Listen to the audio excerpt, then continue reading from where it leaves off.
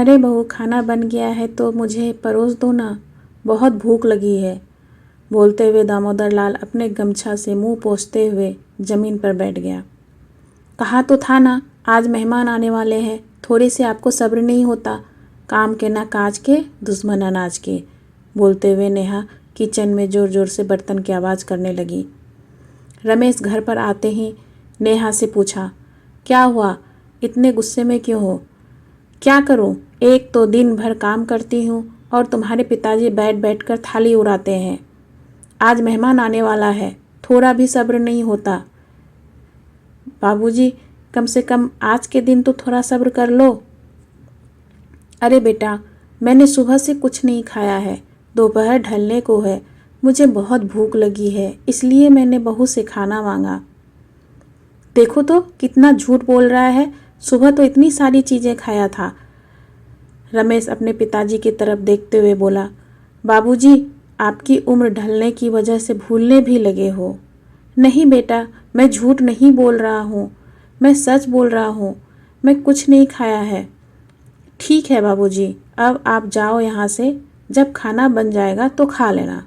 दामोदर लाल अपने कमरे की तरफ चला गया और अपनी पत्नी का फोटो देखकर बोलने लगा, सुशीला, देख रही हो, आज मैं भूखा प्यासा बैठा हूँ।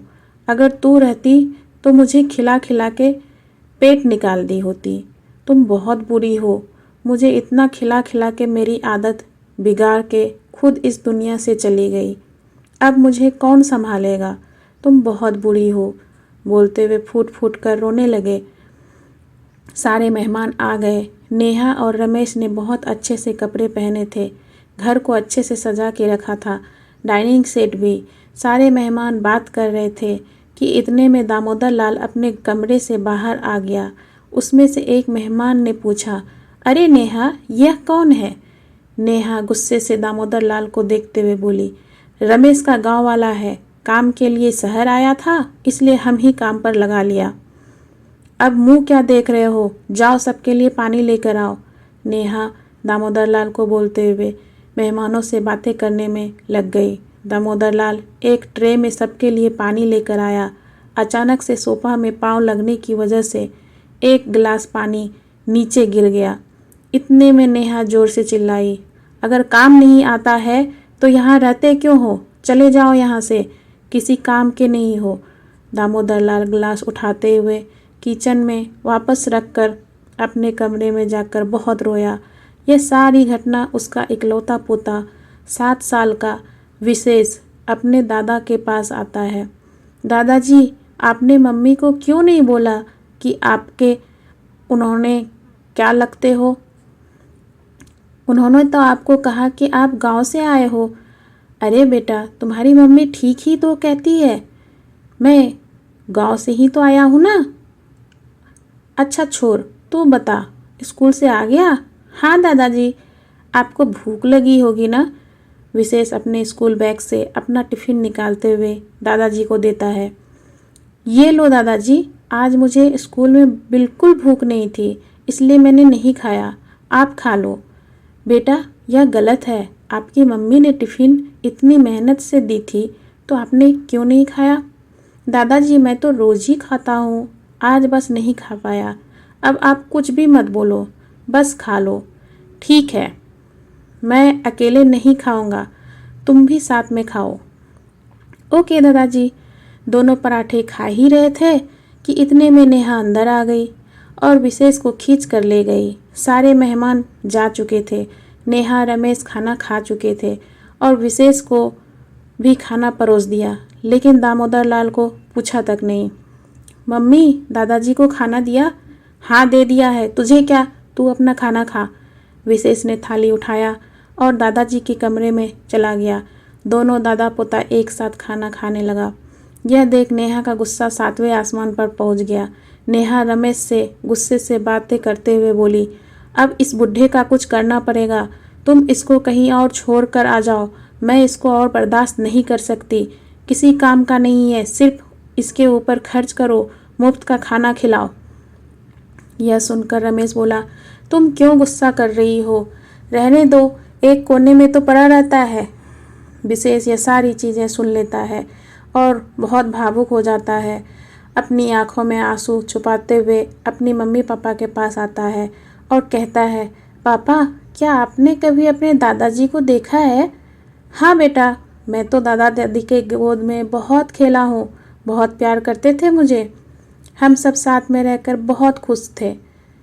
तो पापा क्या आपके दादा यानी कि दादाजी आपके दादा दादी को बोझ समझते थे, या फिर उसे बेकार समझते थे, या फिर उसे बुढ़ा बुढ़ी बोलकर पुकारते थे?